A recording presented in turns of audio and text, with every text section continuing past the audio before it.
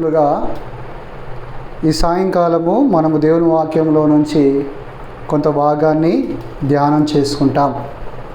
దయచేసి అందరూ నాతో పాటు కలిసి బైబిల్లో నుంచి యాకోబు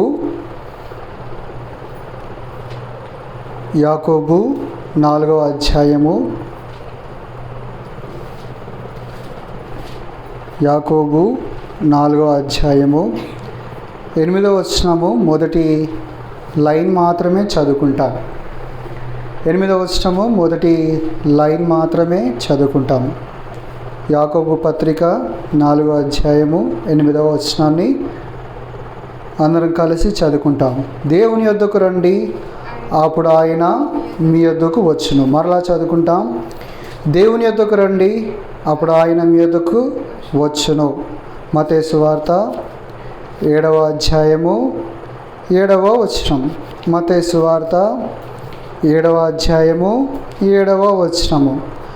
అడుగుడి మీకు ఇయ్యబడును, వెదుకుడి మీకు దొరుకును, తట్టుడి మీకు తీయబడును. అడుగు ప్రతివాడు పొందును, వెదుకువానికి దొరుకును, తట్టువానికి తీయబడును. ప్రార్థన చేసుకుంటాం, మోకరించండి. ప్రభు సాయం కొరకే. ప్రేమగల తండ్రి, ఉదయకాలము మొదలుకొని ఈ రాత్రి సమయం వరకు ప్రభువా మీ సన్నిధి అనుగ్రహించి క్షేమం దయచేసి మీ సన్నిధిలో సాయంకాలము సంఘ ప్రార్థన కొరకే చేరి వచ్చిన బిడ్డలందరి కొరకే స్తోత్రాలు. పాటల ద్వారా నేను స్తుతించడానికి మీరు చేసిన సహాయం అంతటి కొరకే స్తోత్రాలు. తిరిగి నేను సన్నిధిలో మోకరించి ప్రార్థించడానికి ప్రభువా మేము చదువుకున్నటువంటి లేఖన భాగాలు మా కొరకు దీవించండి, ఆశీర్వదించండి. ఆ లేఖన భాగాల ద్వారా మేము గ్రహింపు కలిగి నీ సన్నిధిలో మోకరించి ప్రార్థించినట్లుగా సహాయం చేయండి. నిలబడి నేను కూడా యొక్క దాసుని మీ శిలువ చాటును మరుగుపరచండి. మీ శిలువ రక్తంతో కడగండి. చీకటి శక్తులన్నిటినీ యేసు ప్రభు నామములో బంధిస్తూ ఈ ప్రార్థన పరలోకంలో నిలిచి ఉండి కార్యం చేయనట్లుగా చేయమని కోరుకుంటూ యేసు ప్రభు వారి నామంలోనే స్తుతించి ప్రార్థించి అడిగి వేడుకొనొచ్చున్నాము తండ్రి. ఆమేన్.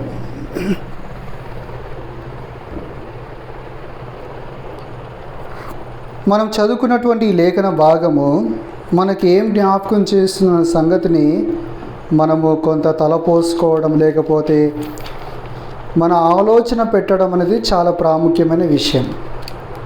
ఈ లోకంలో చాలామంది దేవుని యొద్దకు వెళుతూ ఉన్నారు, రకరకాలైన విధానంలో. కానీ చాలా సందర్భాలు మనము గమనించి చూస్తే, లేకపోతే పరీక్షించి చూస్తే వెళ్ళినటువంటి వారికి జవాబు కానీ సహాయం కానీ అక్కడ తీర్చబడడం కానీ చాలా సందర్భాల్లో జరగట్లేదు.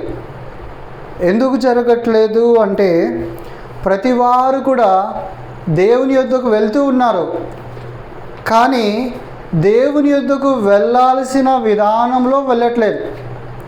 అందుకే ఇక్కడ మనం చదువుకున్నటువంటి ఈ వాక్య భాగంలో యాకోబు రాస్తూ 4వ అధ్యాయం 8వ వచనంలో దేవుని యొద్దకు రండి, అప్పుడు ఆయన మీ యొద్దకు వచ్చును.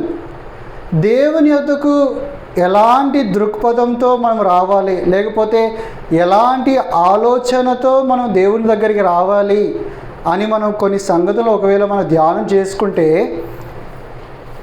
దేవుడు చెప్పే కొన్ని మాటలు మనం అర్థం చేసుకొని దేవుని యొద్దకు ఆ విధంగా వెళ్ళాలని మనం దృష్టిలో పెట్టుకోవాలి. చాలా సందర్భాల్లో దేవుని యొద్దకు వెళ్తూ ఉన్నారు, కానీ వారికి దేవుని దగ్గర ఏదైనా ప్రతిఫలం దొరుకుతుందా అంటే ఏమీ దొరకట్లేదు. అందుకే చూడండి, చాలా సందర్భాల్లో మనుషులందరూ దేవుని దగ్గరికి వెళ్ళిన తర్వాత మనుషులను ఆశ్రయిస్తున్నారు, డబ్బులను ఆశ్రయిస్తున్నారు, రకరకాలైన విషయాలను ఆశ్రయిస్తున్నారు.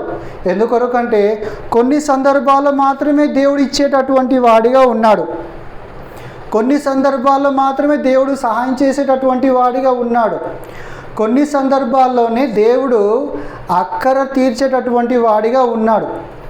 కానీ నేను చెప్పేటటువంటి ఈ బైబిల్లో ఉన్నటువంటి దేవుడు ఎలాంటి వాడంటే అన్ని సందర్భాల్లో అన్ని వేళల్లో నీ అక్కరలు నీ అవసరతలు తీర్చేటటువంటి వాడని నేను ఖచ్చితంగా చెప్పగలను. అందుకే దేవుని వాక్యం మనం చదువుకున్నాం కదా, అడుగుడి మీకు ఇవ్వబడును. ఏ వేళలో అడగాలంటే అన్ని వేళలు అడగొచ్చు. వెదుకుడి మీకు దొరుకునన్నాడు. ఎప్పుడు వెదగాలంటే అన్ని పరిస్థితులలో వెదగాలి. తట్టుడి మీకు తీయబడును.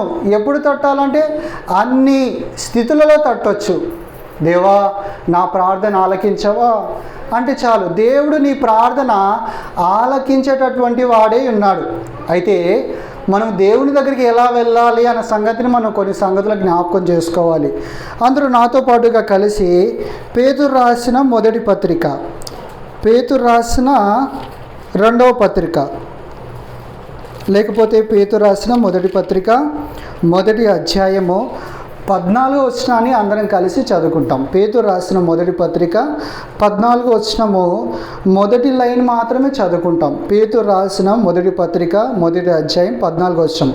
నేను పరిశుద్ధుడనై ఉన్నాను గనుక మీరును పరిశుద్ధులై యుండుడని. చాలండి. దేవుడు పరిశుద్ధుడు. అయితే దేవుడు పరిశుద్ధుడు కనుక మానవుడు కూడా పరిశుద్ధుడై ఉండాలంట. అలాంటి వారు మాత్రమే దేవుని దగ్గరికి వచ్చినప్పుడు దేవుడు వారికి ప్రతిఫలం ఇచ్చేటటువంటి వాడిగా ఉన్నాడు.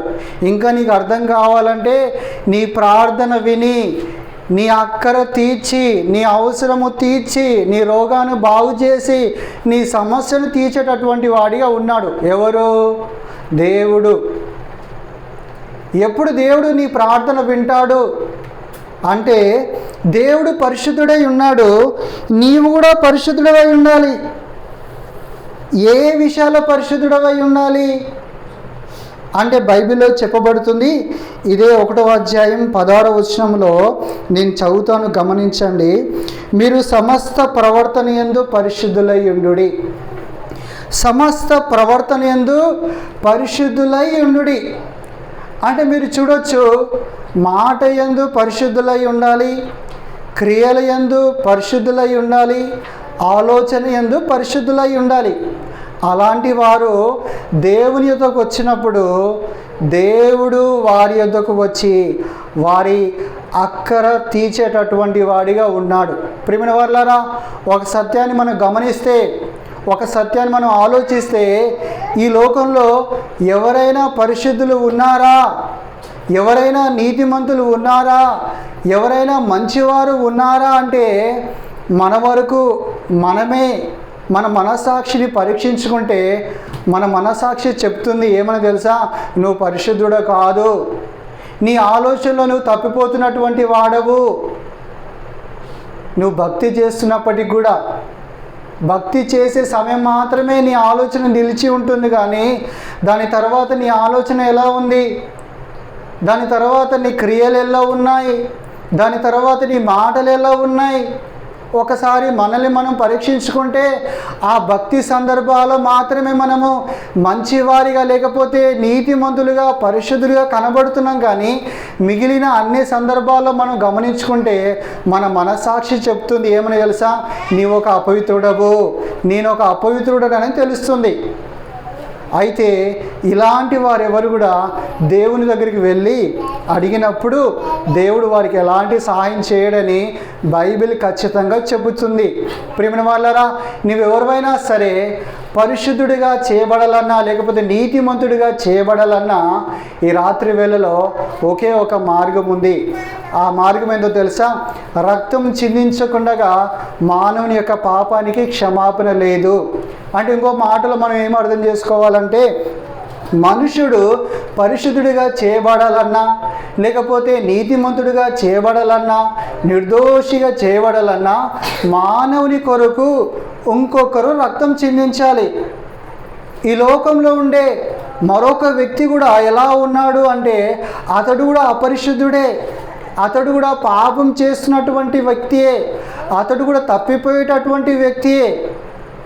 ఇలాంటి మనుషుడు ఈ లోకంలో తన పాపాన్ని పోగొట్టుకోలేక దేవుని సమీపించలేక మానవుడు అసంతృప్తితో అసమాధానముతో అశాంతితో నా జీవితం ఎందుకు ఇలా అయ్యిందని దిగులుతో జీవిస్తూ ఉన్నాడు.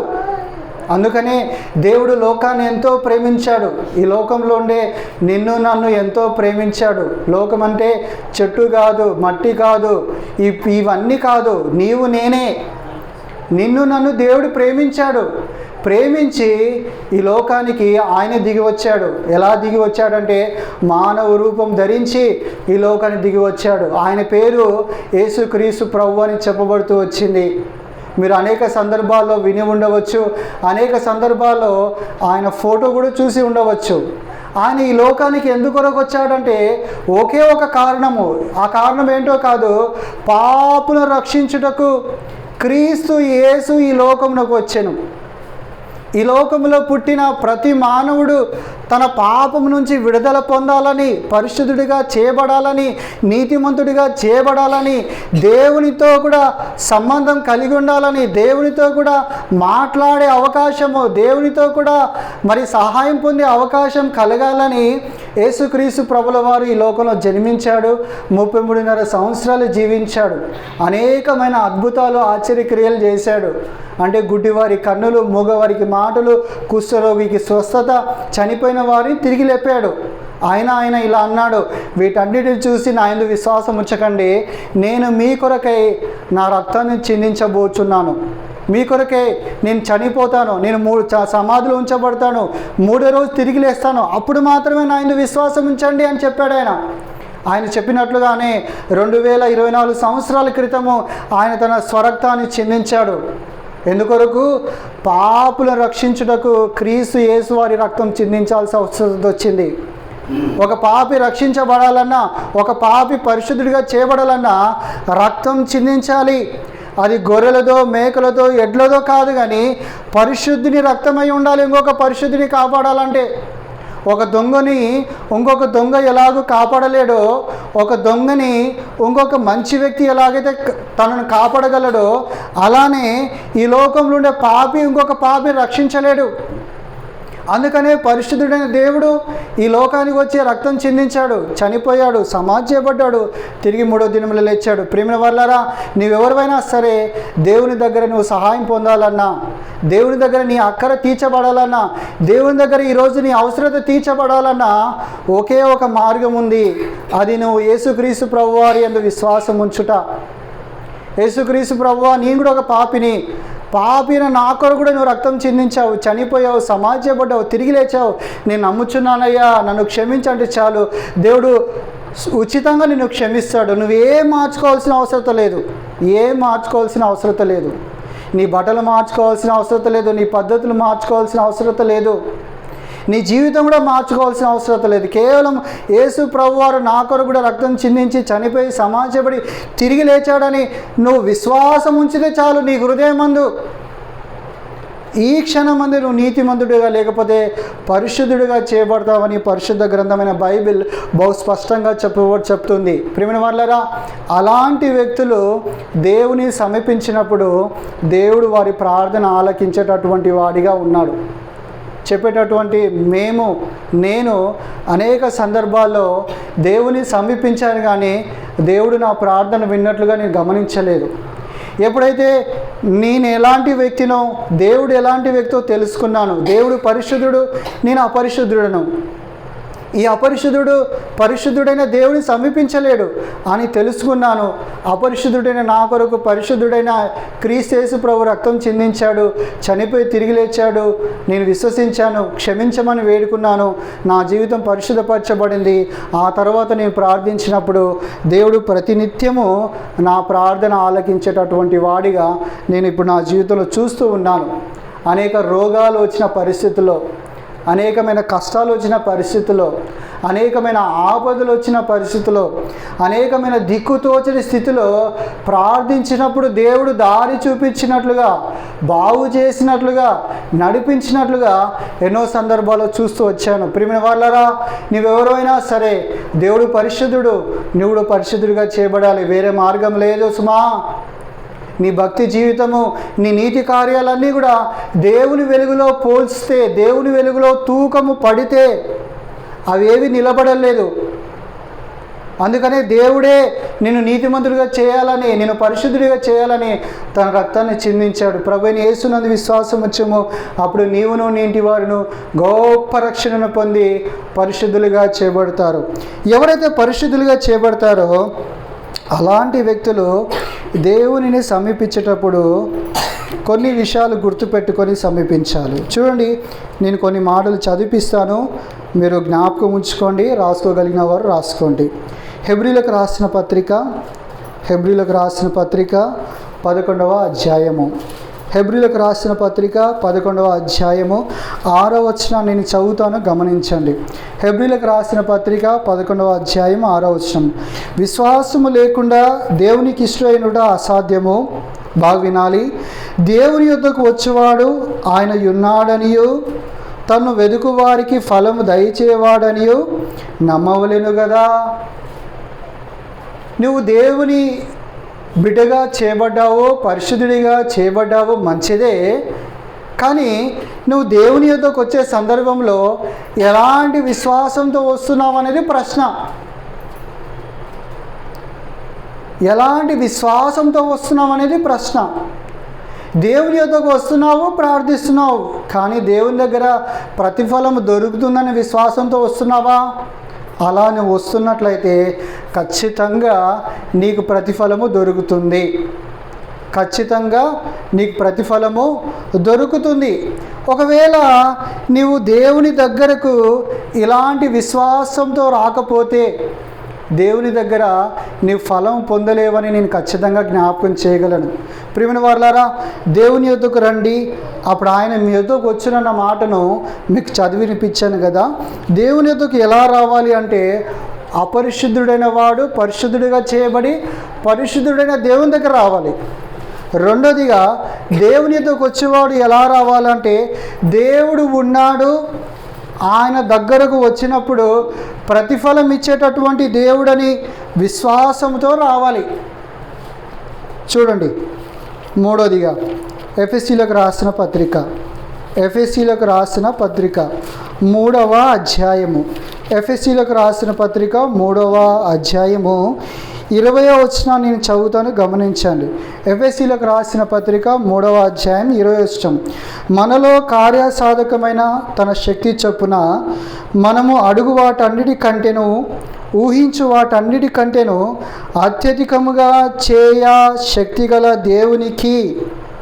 అంటే ఇక్కడ మనం ఏమర్థం చేసుకోవాలంటే, దేవుని యొద్దకు వచ్చే సందర్భంలో దేవుడు అడుగు వాటి కంటేను ఊహించు వాటి కంటేను అత్యధికంగా చేయు శక్తిమంతుడని నమ్మి రావాలి. చాలా సందర్భాల్లో మనం దేవుని దగ్గరికి చేరి వస్తాం, కానీ ఇలాంటి విశ్వాసంతో మనం చేరిరాం. అందుకనే దేవుని దగ్గర ఏమైనా దొరుకుతుందా అని మనం ఆశించలేము. దేవుని దగ్గర నీకు ఏమైనా కావాలి అంటే మాత్రము ఈ విషయాలు గుర్తుపెట్టుకోవాలి. ఏంటి ఆ విషయం అంటే, దేవుని దగ్గరకు వచ్చినప్పుడు నాకు ఫలం దొరుకుతుంది, దేవుడు ఉన్నాడు. రెండోదిగా, ఆ దేవుడు అడుగు వాటన్నిటికంటేను ఊహించు వాటన్నిటికంటేను అత్యధికంగా చేయ శక్తిమంతుడని నమ్మి ఆయన దగ్గరికి రావాలి. ఎప్పుడైతే మనం ఇలాంటి విశ్వాసంతో ఆయన దగ్గరకు వస్తామో ఆయన మన ప్రార్థన ఆలకించేటటువంటి వాడిగా ఉన్నాడు. ఎందుకు మనము అలాగున నమ్మి రావాలి అంటే, చూడండి, రోమీలకు రాసిన పత్రిక 8వ అధ్యాయము. ఎందుకు అలా మనం నమ్మాలి అంటే, చూడండి, రోమీలకు రాసిన పత్రిక 8వ అధ్యాయము 32వ వచనాన్ని నేను చదువుతాను, గమనించండి. రోమీలకు రాసిన పత్రిక 8వ అధ్యాయము 32వ వచనము. తన సొంత కుమారుని అనుగ్రహించుటకు వెనుక తీయక మనందరి కొరకు ఆయనను అప్పగించిన వాడు ఆయనతో పాటు సమస్తమును మనకెందుకు అనుగ్రహింపడు. ఈ మాట గుర్తుపెట్టుకోవాలి. మన కొరకు దేవుడు తన సొంత కుమారుడైన యేసుక్రీస్తు ప్రభువారినే అప్పగించాడు.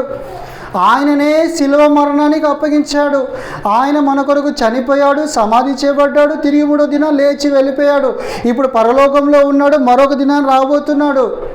అయితే రాబోతున్నాడు, అంటే మన కొరకు ఆయనే ఇచ్చివేసినటువంటి దేవుడు మనం అడుగు వాటన్నిటికంటే, ఊహించు వాటన్నిటికంటే ఎందుకు సమస్తాన్ని ఇవ్వడు? తన కుమారుని ఇచ్చివేసినటువంటి దేవుడు నీకు నాకు ఎందుకు సమస్తాన్ని ఇవ్వడనో విశ్వాసంతో మనం ఆయన దగ్గర రావాలి.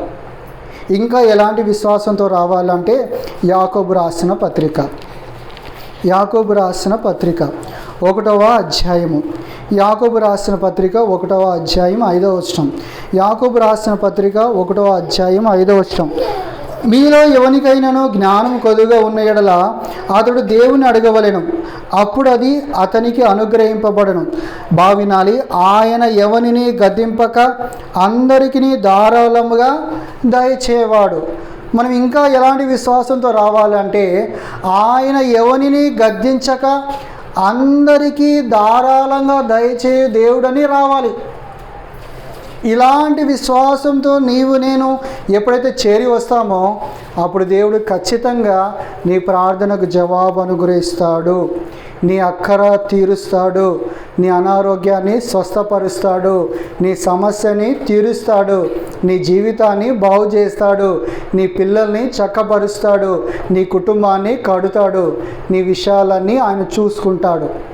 ఇలాంటి విశ్వాసంతో ఒక దేవుని బిడ్డ దేవుని యొద్దకు వచ్చినప్పుడు దేవుడు ప్రతిఫలం ఇచ్చేటటువంటి వాడిగా ఉన్నాడు. ప్రియమైన వారలారా, ఇలాంటి విశ్వాసంతో దేవుని సన్నిధికి చేరి వస్తున్నావా? దేవుని సన్నిధికి రావడం కొరకే నీకు కష్టంగా అయిపోతుందేమో, దేవుని దగ్గర ఏం దొరుకుతుందిలే అని ఆయాసపడుతున్నావేమో, బహుశా నీకు ఇలాంటి విశ్వాసం లేదేమో. ఇలాంటి విశ్వాసంతో ఒకవేళ నువ్వు దేవుని సన్నిధి చేరి వచ్చి చూడు, దేవుని సన్నిధిలో మోకరించి ప్రార్థించి చూడు, దేవుడిని ఖచ్చితంగా ఫలం అనుగ్రహిస్తాడు. అలాంటి సాక్ష్యాలు బైబిల్లో కోకోలలు ఉన్నాయి. అలాంటి సాక్ష్యాలు బైబిల్లో కోకోలలు ఉన్నాయి. మీకు చెప్పడానికి ఒక చిన్న ఉదాహరణ చెప్తాను. మీకు అందరికీ తెలిసిన సాక్ష్యమే. హన్నా అనే ఒక గొడ్రాలు 10 సంవత్సరాలు అయిపోయింది, పిల్లలు లేరు. ఎక్కడికి వచ్చిందండి? దేవుని సన్నిధికి వచ్చింది. దేవుని సన్నిధికి వచ్చింది. 10 సంవత్సరాలు ప్రార్థించింది కానీ తన ప్రార్థనకు జవాబు దొరకలేదు. ఎప్పుడైతే తాను దేవుని యొక్క స్థితిని, దేవుని యొక్క గొప్పతనాన్ని ఎరిగిందో తను ప్రార్థించింది. ఆ సంవత్సరము దేవుడు తన కుమారుని అనుగ్రహించాడు. నేను ఎందుకు చెప్తున్నాను దేవుడు గొప్పతనం ఎరిగిందని చెప్తున్నానంటే, ఆ తర్వాత తాను దేవుని స్తుతిస్తూ ఉంటుంది. దేవుడు ఇలాంటి గొప్ప వ్యక్తి, దేవుడు ఇలాంటి క్రియలు చేయగలడు అని తాను స్తుతిస్తూ ఉంటుంది. ఎప్పుడు తెలుసుకుందంటే దేవుని స్థితిని చూసినప్పుడు తాను తెలుసుకుంది. ప్రియమైన వారలారా, దేవుని బిడ్డలంగా పిలువబడుతున్న మన అందరం కూడా ఏం గుర్తుపెట్టుకోవాలి? ఎలాంటి విశ్వాసంతో ఆయన దగ్గరికి రావాలంటే ఈ 4 విషయాలు గుర్తుపెట్టుకోవాలి. నంబర్ 1, దేవుని దగ్గరికి వచ్చినప్పుడు దేవుడు ఖచ్చితంగా ఫలం ఇస్తాడని ఆయన దగ్గరికి రావాలి. నంబర్ 2, మనము అడిగే వాటన్నిటికంటేనూ, ఊహించే వాటన్నిటికంటేనూ అత్యధికంగా చేయగలిగిన దేవుడని నమ్మి రావాలి. నంబర్ 3, తన కుమారుని మన కొరకు ఇచ్చివేసినటువంటి దేవుడు మనం అడిగే వాటన్నిటిని ఎందుకు ఇవ్వడు అనే విశ్వాసంతో రావాలి. నంబర్ 4, మనము ఆయన ఎవరిని గద్దించక అందరికీ ధారాళంగా ఇచ్చే దేవుడు అనే విశ్వాసంతో రావాలి.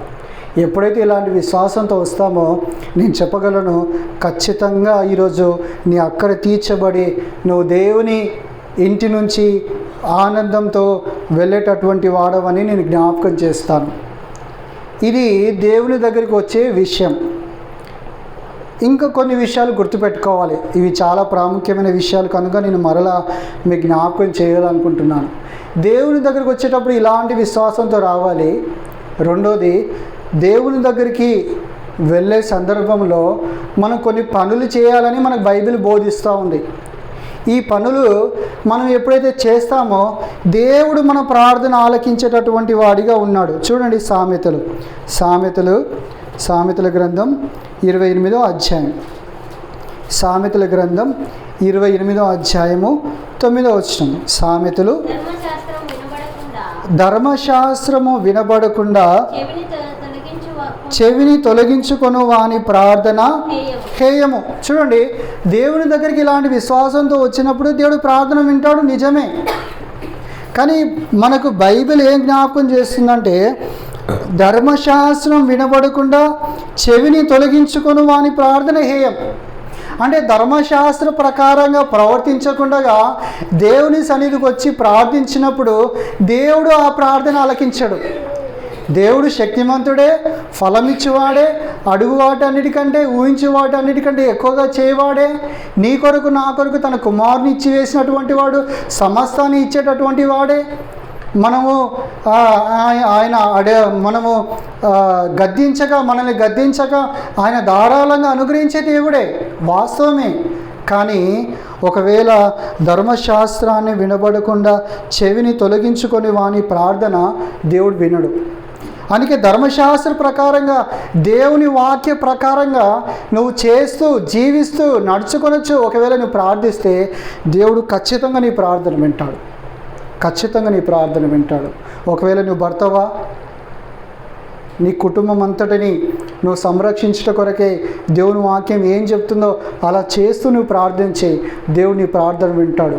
ఒకవేళ నువ్వు భార్యవా, దేవుడి వాక్యంలో నువ్వు ఎలా ఉండాలి, ఏం చేయాలి, ఎలా విధేయత చూపించాలని దేవుని వాక్యం చెప్తుందో అలా నువ్వు చేస్తూ దేవుని సన్నిధిలో ప్రార్థించు, దేవుడు నీ ప్రార్థన ఆలకిస్తాడు. ఒకవేళ మీరు పిల్లలైతే దేవుని వాక్యంలో చెప్పినట్లుగా తల్లిదండ్రులకు ఎలాగన విధేయత చూపించాలో, పెద్దలకు ఎలాగన విధేయత చూపించాలో, పెద్దలకు ఎలాగన లోబడాలో అలాగున నువ్వు లోబడుతూ మరి దేవుని సన్నిధిలో ప్రార్థించు, దేవుని ప్రార్థన ఆలకిస్తాడు. ఒకవేళ నువ్వు అధికారివా, బహుజాగ్రత్త. దేవుని వాక్యంలో చెప్పినట్లుగా నీ అధికారము అన్యాయం లేనిదై ఉండాలి, నీతితో కూడినదై ఉండాలి, న్యాయమైనదై ఉండాలి. అలా చేస్తూ నువ్వు ప్రార్థన చెయ్యి, దేవుడు నీ అధికారాన్ని దీవించి మరోసారి దేవుడు నీకు అవకాశం ఇచ్చేటటువంటి వాడిగా ఉంటాడు. ప్రియమైన వారలారా, బైబిల్ చెప్తున్న సత్యం ఏంటంటే, దేవుని వాక్యాన్ని అనుసరిస్తూ నువ్వు ప్రార్థించినప్పుడు దేవుని ప్రార్థన వినేటటువంటి వాడిగా ఉన్నాడు. ప్రియమైన వారలారా, అలాగున ప్రార్థించేటటువంటి వాడవుగా నువ్వు ఉన్నావా? అయితే ఈరోజు నువ్వు ఖచ్చితంగా ఫలం పొందేటటువంటి వాడిగా ఉంటావు. ఎందుకు దేవుడు ప్రార్థన వినాడు అనడానికి ఒక మాట మీకు చదివిపిస్తాను. యోహాను సువార్త 9వ అధ్యాయం, యోహాను సువార్త 9వ అధ్యాయము 31వ వచనము. దేవుడు పాపుల మనవి ఆలకింపడని ఎరుగుదుము, ఎవడైనను దైవభక్తుడై ఉండి ఆయన చిత్తము చొప్పున జరిగించిన ఎడల ఆయన వాని మనవి ఆలకించు. నీవు పాపం చేస్తూ అనగా దేవుని వాక్య ప్రకారంగా కాకుండా లోకానుసారంగా, నీ చిత్తానుసారంగా, నీ సొంత మనసు చొప్పున ఒకవేళ నువ్వు చేస్తూ నలుగురి చేత మంచివాడు అనిపించుకోవచ్చేమో, బహుశా నలుగురి చేత గొప్పవాడవని చెప్పబడచ్చేమో బహుశా. కానీ దేవుడు చూస్తున్నాడు, ఆయన దృష్టికి ఒకవేళ నువ్వు మంచివాడుగా కనబడకపోతే ఆయన నీ ప్రార్థన ఆలకించడు.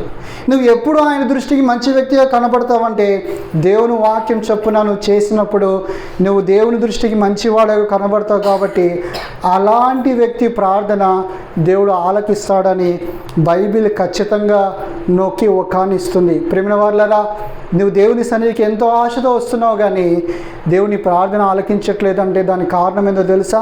నువ్వు దేవుని వాక్యం చొప్పున నీ జీవితాన్ని మార్చుకోవట్లేదు. నీకు ఇష్టం వచ్చినట్లుగా లోకానుసారంగా నీ సొంత చిత్తం చొప్పున, ఇతరుల చిత్తం చొప్పున నీ జీవితాన్ని నడిపిస్తూ నువ్వు దేవుని సన్నిధిలో ప్రార్థిస్తున్నావు. అందుకని దేవుని ప్రార్థన ఆలకించలేనటువంటి వాడిగా ఉన్నాడు.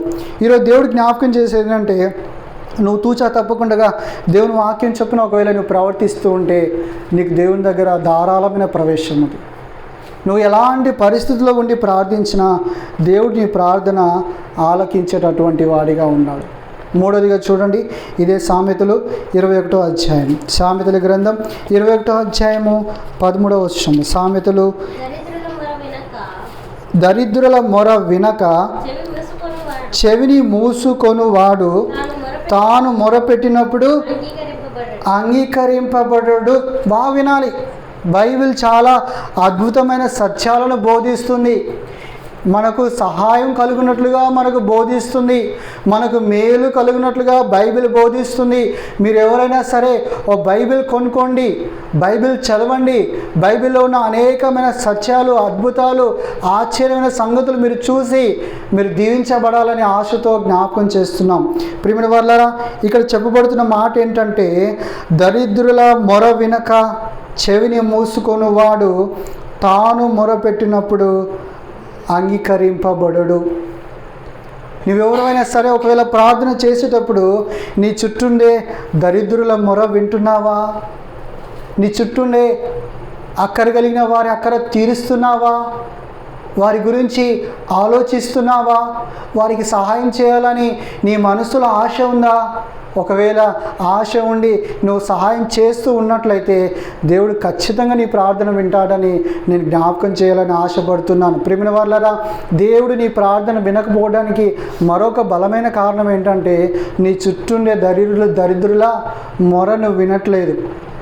వారి అక్కర విషయమే నువ్వు పట్టింపు కలిగి లేవు. వారి అవసరత విషయమే నువ్వు బాధ్యత కలిగి లేవు. వారికి సహాయం చేయాలని నీ మనసులో ఆశ కలిగలేవు. అందుకనే దేవుడు నీ ప్రార్థన కూడా వినట్లేదు. ఎందుకో తెలుసా? దేవుడు కూడా దరిద్రుల ప్రార్థన వినేటటువంటి వాడు. చూడండి, యెషయా గ్రంథం 25వ అధ్యాయం, యెషయా గ్రంథం 25వ అధ్యాయం 3వ వచనం. యెషయా గ్రంథం 25వ అధ్యాయం 3వ వచనం. భీకరుల ఊపిరి గోడకు తగిలిన గాలివాన వలె ఉండగా నీవు బీదలకు శరణ్యముగా ఉంటివి. దరిద్రులకు కలిగిన శ్రమలో వారికి శరణ్యముగాను, గాలివాన తగులకుండా ఆశ్రయముగాను, వెట్ట తగులకుండా నీడగాను ఉంటివి. మనం మొదట చదువుకున్నాం కదా, దేవుడు పరిశుద్ధుడైన ప్రకారము నీవు కూడా పరిశుద్ధుడై ఉండాలి. దేవుడు పరిశుద్ధుడు ఎలాంటి విషయాలు అంటే సమస్త విషయాల పరిశుద్ధుడు. అలానే దేవుడు కూడా దరిద్రుల మొర వినేటటువంటి వాడు. కాబట్టి నీ జీవితంలో నా జీవితంలో ఇతరుల విషయమే పట్టింపు కలిగి, ఇతరుల అక్కర్ల విషయమే పట్టింపు కలిగి, ఇతరుల అవసరతలో మనం కూడా సహాయం చేస్తూ ఉన్నట్లయితే దేవుడు మన ప్రార్థన ఆలకించేటటువంటి వాడిగా ఉన్నాడు. అంత మాత్రమే కాదు, భక్తుడైన యోబు కూడా అలాంటి అలవాటు కలిగి ఉన్నాడు. చూడండి, యోబు గ్రంథం 30వ అధ్యాయం, యోబు గ్రంథం 30వ అధ్యాయం 24వ వచనం. యోబు గ్రంథం 30వ అధ్యాయం 24వ వచనం. అమ్మ మెల్లగా చెప్పండి. 30 చదవనమ్మా. ఒకడు పడిపోవు నెలలా వాడు చేయి చాపడా, ఆపదలోనున్నవాడు తప్పవలెనని మొరపెట్టడా, బాధలోనున్న వారి నిమిత్తము నేను ఏడవలేదా? చూడండి, బాధలో ఉన్న వారి నిమిత్తం నేను ఏడవలేదా? దరిద్రుల నిమిత్తం నేను దుఃఖింపలేదా? యోబు ఇలాంటి క్రియ కలిగి, ఇలాంటి ఆలోచన కలిగి తన జీవితంలో ఉన్నాడు. ఆయన అంటాడు, నేను తల్లిదండ్రులు లేని వారికి తండ్రినైతిని, విధవరాలికి నేను సహాయం చేయవాడనైతిని అంటాడు యోబు. అందుకే యోబు ప్రార్థించిన వెంటనే యోబు ప్రార్థన దేవుడు ఆలకించాడు. బాగా వినాలి, ఇవన్నీ అద్భుతమైన సత్యాలు. యోబు జీవితంలో అలాంటి క్రియ కలిగి ఉన్నాడు. మన జీవితంలో కూడా మనం కూడా దరిద్రుల మొరను ఆలకించేటటువంటి వారంగా ఉండాలి. వాళ్ళకి సహాయం చేసేటటువంటి వారంగా ఉండాలి. మన సహాయం ఎలా ఉండాలంటే, ఈ చేయికి చేసేది ఈ చేయికి తెలియకుండా చేయాలి. ఎప్పుడు చెప్పుకోవద్దు, ఎప్పుడు ఎవరి దగ్గర అనవద్దు నేను సహాయం చేశానని. ఒకవేళ అన్నావా, నీ సహాయం పోయింది, దేవుని దగ్గరికి ఎలాంటి ప్రతిఫలం లేదు. అంత మాత్రమే కాదు, మీకు అందరికీ బాగా పరిచయమైన ఒక స్త్రీ ఉంది. బైబిల్ అంతట్లో అందరికీ పరిచయమైన ఒక స్త్రీ ఉంది. ఆమె పేరు గుణవతి అయిన భార్య. చూడండి, లూకా సువార్త, క్షమించండి, సామెతలు 31వ అధ్యాయం 20వ వచనం. సామెతలు 31వ అధ్యాయం. దరిద్రులకు తన చెయ్యి చాపును, దరిద్రులకు తన చేతులు చాపును. చూసారండి, గుణవతి అయిన భార్యకుండే లక్షణం అది. దరిద్రులకు తన చెయ్యి ఏం చేస్తుంది? చాపుతున్నామే. అంటే ఈ లక్షణాలన్నీ మనకి ఏం జ్ఞాపకం చేస్తాయంటే, మనము దేవుని దగ్గర నుంచి సహాయం పొందడం, దేవుని దగ్గర నుంచి మన అక్కర తీర్చుకోవడం విషయాన్ని మనకు జ్ఞాపకం చేస్తుంది.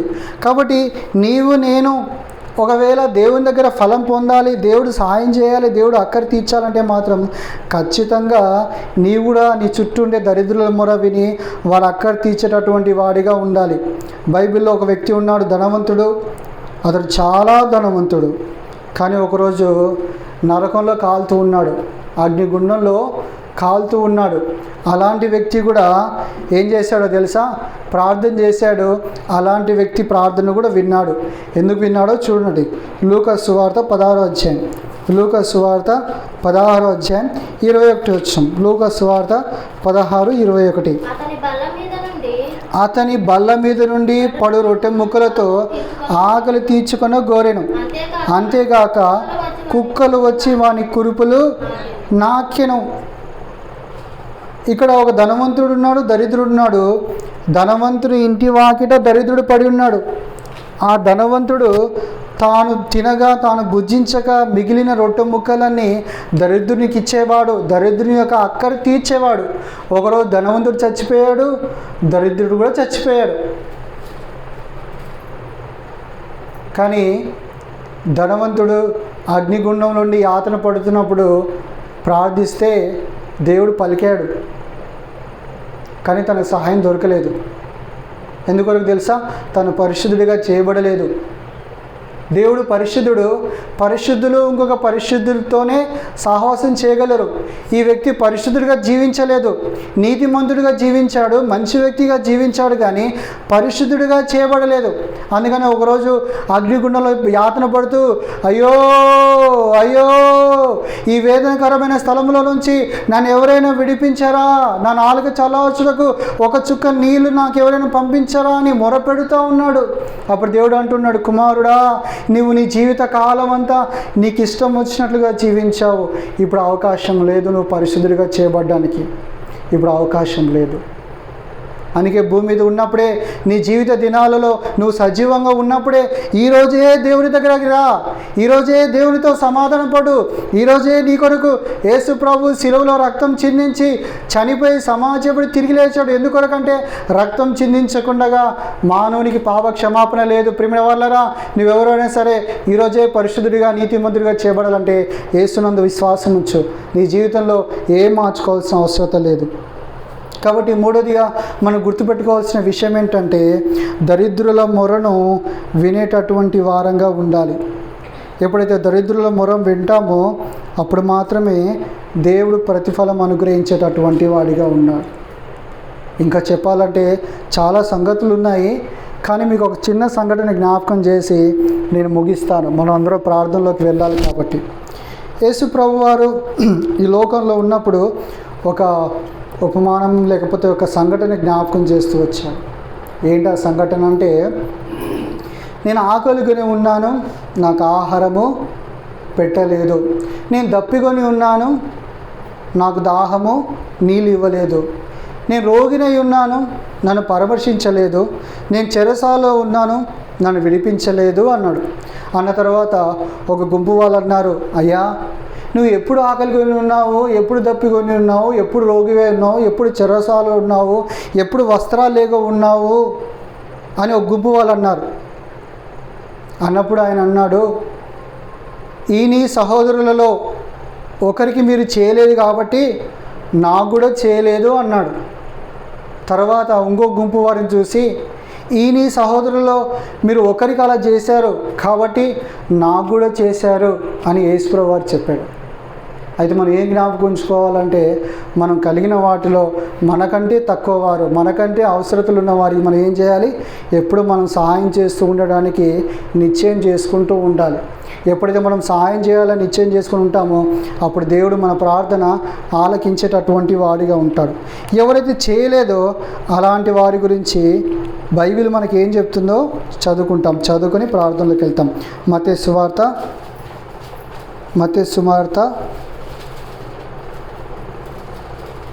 25వ అధ్యాయం 45వ వచనము 46వ వచనం అందరం కలిసి చదువుకుంటాం. చేయని వాళ్ళ గురించి 45వ అధ్యాయం 45వ వచనం 46వ వచనం. మత్తయి సువార్త 25వ అధ్యాయం 45, 46. అందుకు ఆయన, మిక్కిలి అలుపులైన వీరిలో ఒకనికైనను మీరు ఇలాగ చేయలేదు గనుక నాకును చేయలేదని మీతో నిశ్చయంగా చెప్పుచున్నానని వారితో అనును.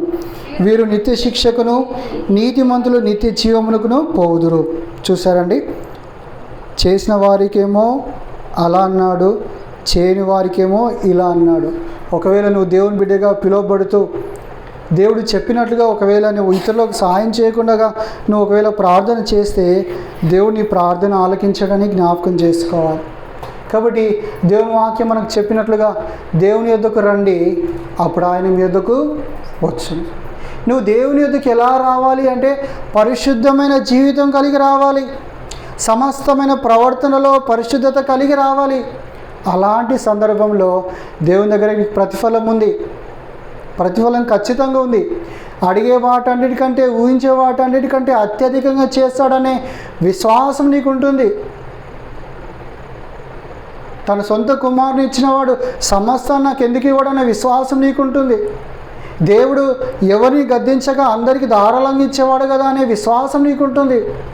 అలాంటి విశ్వాసంతో నువ్వు వచ్చి ప్రార్థన చేసినప్పుడు నీ కొరకు, నీ కుటుంబం కొరకు, నీ అక్కర కొరకు, నీ అనారోగ్యం కొరకు, నీ పరిస్థితుల కొరకు, నీ చుట్టూనే సమాజం కొరకు, ఇరుగు పొరుగు వారి కుటుంబాల కొరకు, రాజుల కొరకు, అధికారుల కొరకు, మరి మంత్రుల కొరకు, మనుషులందరి కొరకు నువ్వు ప్రార్థించినప్పుడు దేవుడు నీ ప్రార్థన విని వారందరి అక్కర తీర్చి వారికి సాయం చేస్తాడు, నీకు నీ కుటుంబానికి సాయం చేసి దీవిస్తాడు. ప్రియమైన వాళ్ళరా, అలాంటి విశ్వాసంతో మనం దేవుని సన్నిధిలో చేరి వచ్చి ప్రార్థించేటటువంటి వారంగా ఉందుము గాక. ప్రభు అట్లు సాయం చేయనుగాక. ఈ లేఖన భాగాలు దీవించి ఆశీర్వదించును గాక. ప్రార్థన చేసుకుంటాం, మోకరించండి. ప్రార్థన చేసుకుంటాం, మోకరించండి.